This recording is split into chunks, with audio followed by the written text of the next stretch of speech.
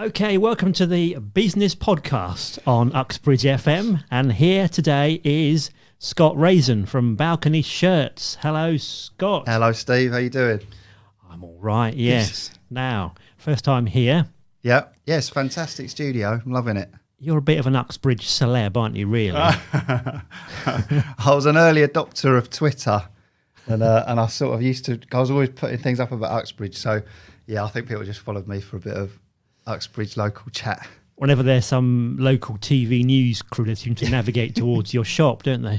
They do, yeah. It has been. I think it got to a point where it was getting a bit silly, and every time there was a Boris story or a local story, they would come to the shops. I think now they're going, let's find some other places to talk to. It's getting oversaturated, I think. So what's the history of Balcony Shirts? How long has it been going? We've been going about 17 years, I think. Wow. Started off in our bedrooms selling T-shirts on eBay just for, just spare money because we were in bands, never make any money. Yeah. And so we just used to do that. And then the bands kind of faded to nothing, and we were and you got to that point, and I was like, what am I going to do? Because I can't really do anything other than play guitar.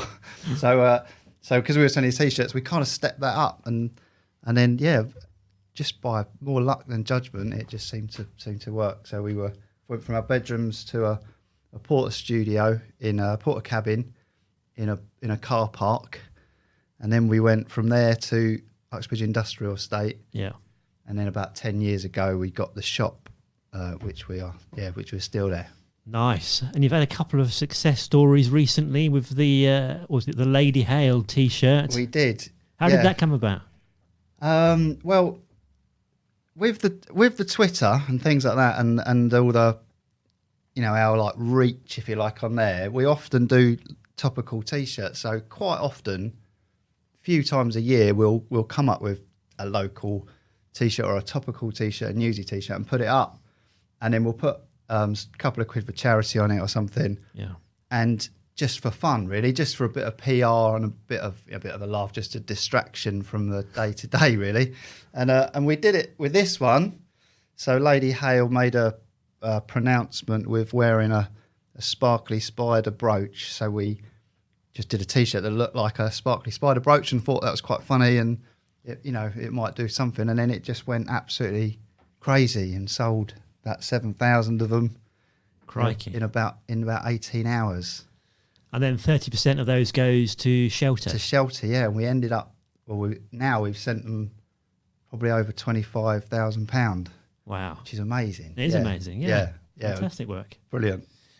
And then came the Girly Swot. And then the Girly Swot, because of the Lady Hale T-shirt and all the sort of exposure that got, Steph McGovern was going to go on to Have I Got News for You? Yeah.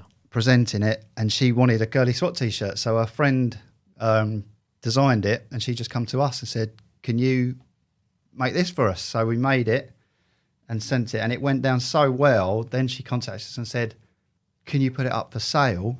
Do you have the facilities to do that? And then and if you give £5 to her charity, which was Ruby's charity, if you give £5 to that, then you can sell it. So we did. We put it up for sale, and then that went crazy as well. Like just literally about a month later. So it was a really good year, and it was just around our 10th anniversary as well. So it was a good little spell. So literally, were you like bringing in friends and family to print all these T-shirts off? Yeah, we had about 6 or 7 extra people at one point. My mum and dad and my wife and Dave in the shop. His girlfriend and their friends were coming in, and just everyone was coming in and helping. It was brilliant. Yeah. And because it was for charity, like we didn't really make a lot of money on that at all. Certainly nowhere near as much as the charities. And so people were just really up for helping. It was brilliant. It was it was hard work, and it was a bit brutal, but it was great to do. I'm glad I've done it. I wouldn't want to do it every week though. No. So now you must keep an eye on social media to watch out for any potential merchandising opportunities. That's it. Yeah. Well, that is it. That is always keeping an eye out. Definitely. So the other story a few years ago was the Bells of Uxbridge Yes. poem. Yes. What was the story with that? Okay, yeah, that was another thing that we do just for fun, just to for a bit of marketing, I suppose, but mainly just for fun. A Uxbridge Library found a poem that was written by a fella called John Bedford Leno, who was a local chartist, basically, in about 200 years ago. And he wrote it about St Margaret's Church, which is just across the road. Yeah. But it's quite it was we found it amusing because he basically just takes the mickey out of all the local areas and just says how brilliant Uxbridge is. So we just thought, oh, that's funny, and we just put it to music, and that went down really well. We went on ITV News with that, and they did a feature on us, and then we went to Brunel, and hilariously we played it at Brunel University with a 16-piece choir. Wow. Which was like a gospel choir as well. So it's a brilliant thing. And so that was great fun. And that went down really well. You can watch it on YouTube. Yeah, just search for Bells of Uxbridge by John Bedford Leno. That's it, yeah. And of course, you're also perpetuating the urban myth that there is a tunnel beneath Windsor Street linking St Margaret's Church and the Queen's Head. I think this is how we first started chatting about there is supposedly a tunnel that has been dug from St Margaret's Church to the Queen's Head pub, and it was for the priests and people to escape. Yeah. If they needed to, because there was a few executions going on at the time, about 400 years ago. I suppose, yeah. My history is not great. I think it's about 400 years ago. There were like sort of Catholics being executed and burned at the stake, and all sorts of things. Literally at the other end of Windsor Street, on where the Marjacks roundabout used to be. Oh yeah. There's even a big monument to them and everything. So the story was that there is a tunnel, and I've spoken to people that reckon they've seen it. Ooh. Which is why I am adamant that it. And even Ken Pierce, this is funny because Ken Pierce has said two different things: one that it does exist, and one that it doesn't. And he's the man that he's the local historian. He's the man that would know. Yeah, and I just think it's a brilliant story, and it makes sense. So I'm sticking with it. I've emailed the planning office at Hindon Council. Yeah. Surely they would know if there's a tunnel under the road.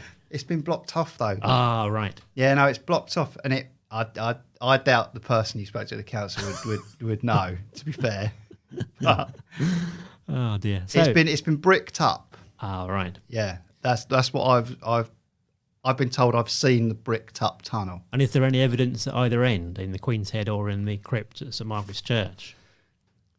Well, I've not spoken. The last landlord said no.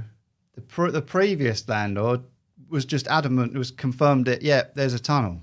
Okay. Yeah, it's bricked up. There's a tunnel down there. So, but I've just made friends with. There's a new landlord, Lucian of the Queen's Head. He's a really lovely chap, and I've kind of just made friends with him recently. So I'll have to say, let me come down and confirm or deny. Yeah, but I'm sticking with it. It's just such a great story. So anybody who wants to get in touch with Balcony Shirts, website balconyshirts.co.uk. That's it. It's Facebook page as well. Yeah, there's Facebook page, which we don't really do as much as we should do. We're mainly on Twitter, just being silly, really. Yeah, or Instagram maybe. Instagram, Balcony Shirts on Instagram, yep. Yeah. Or, watch the video on YouTube, the old Bells of Uxbridge. Yeah, that was a good little watch there. Thank you very much. Well, thanks for popping in, Scott. No, it was my pleasure. Lovely to see you, and the studio's brilliant. Well, thank you very much. Yeah. I'll have to hire it out to you for one of your podcasts. I'll tell you what, I'll take you up on that, definitely. All right, see you soon. Cheers. Brilliant, thanks.